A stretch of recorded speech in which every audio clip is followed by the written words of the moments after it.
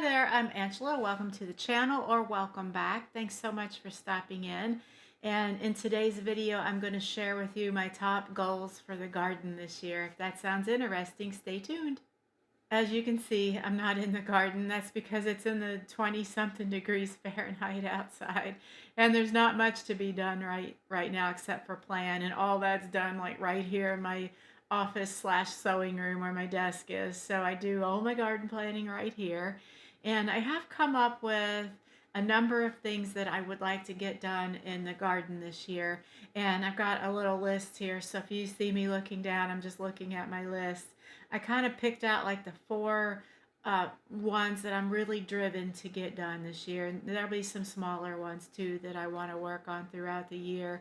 But by and large, these are the four that I feel like need all my attention resources to get done. And the first one is to add one or maybe two more wooden raised beds to the garden. We have 7 here so far, and I love these so much. I would like to add one or two more. I'll pop in a little picture, like, one of these sides, an overview of the garden so you can see the layout of the garden as it is now. And I'll kind of like maybe superimpose like a little markings where I'm thinking new beds could possibly go and still stay contained. Sorry about that. Stay like contained in my garden space that I have.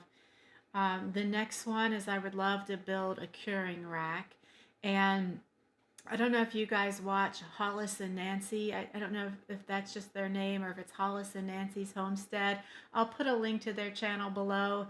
I'm sure you guys have probably heard of them. They're like a big channel in the gardening community.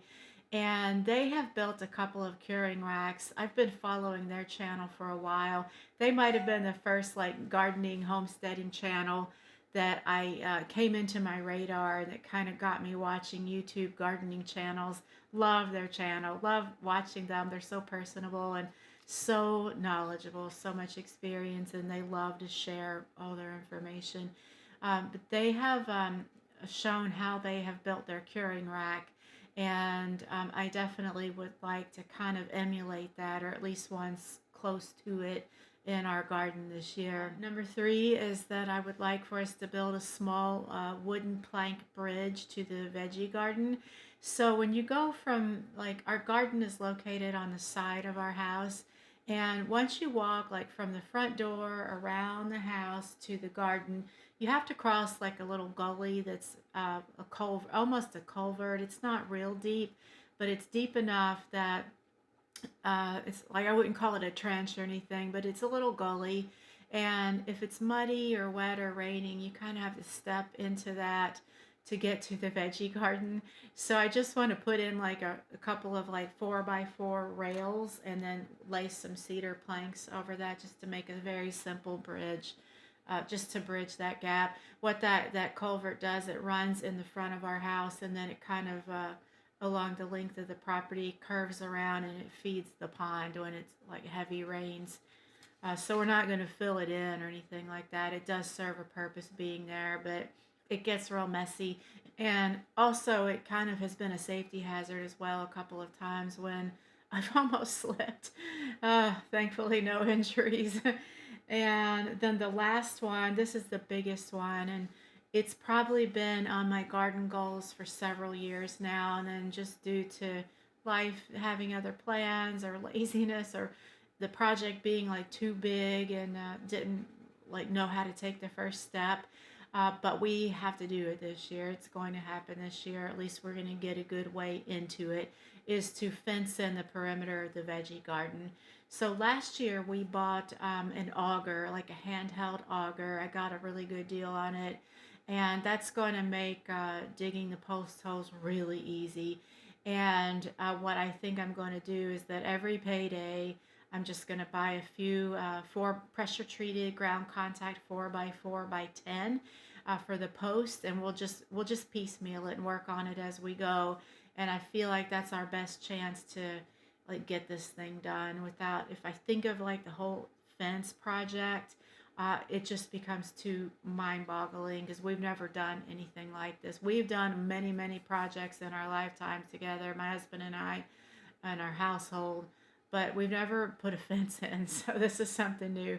I don't think it's going to be that difficult, but I do kind of, for my own sanity, have to think of it just in like bite-sized pieces. So that's going to be the approach there. And to give you an idea of what I'm thinking for our fence, I'm going to pop in a couple of pictures up here, and I will put links to the blogs where I found those pictures below so that I give proper accreditation to the owners of those fences and those pictures.